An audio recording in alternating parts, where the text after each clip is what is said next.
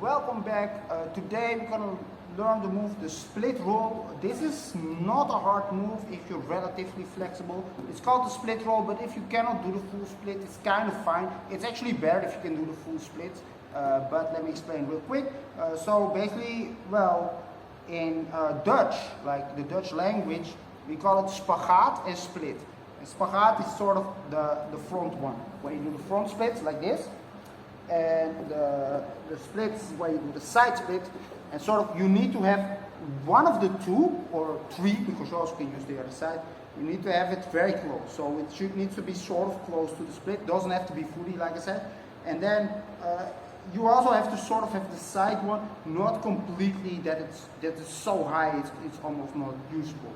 But as a b-boy, I suggest you try to get close to these moves anyway, because they will help you with other moves. It's simple, a patience game and working at it, right?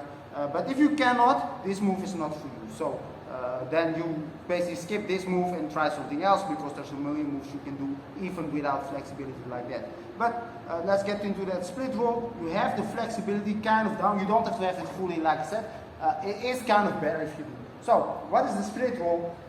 Instead of doing a front roll to my feet like that, simply what you will do is a front roll, and you put your legs as wide as you can. So when we do that, I end in this sitting position right here, right? That's actually also the position I always stretch, by the way. Now from this part, for me the front split's easier than the side one, so I'll go a little bit into the front split, just leaning towards it as good as I can, right? Like this. See, I'm not fully in. And now I simply keep leaning forward, so I automatically follow my belly. I like to push my hand to the front like I'm Superman. And from there, I saw it from the side, I simply close my legs, right? From this position, you have a lot of options. You can, for instance, turn on your back and do something from there, right? Maybe a bridge, something like that. So you can use even more flexible moves if you have it. But you can, of course, do anything you want. If you're on your, like let's say I'm here, right? And I want to do a move, I can simply push my upper body up like this, and from there you can pretty much push power moves like flare or even higher moves like that, because basically you're already in the position. All you have to do is swing your legs. Of course, you can easily pop into footwork, pop up like this to your feet, anything you want like that, right? So you have to find your way to continue this move. Also, whenever you basically do any move, you can do this little roll to this little split thing. But let's see the full thing. I'll show it from two sides so you guys actually see what I'm doing.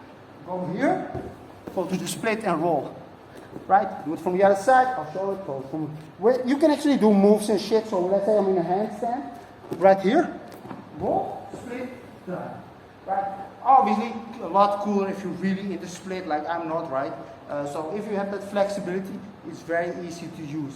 Guys, that's all the move is. You know, if once you have it, maybe you can use it. There's also many different ways to use this same split entrance to your belly, so you don't have to do a roll.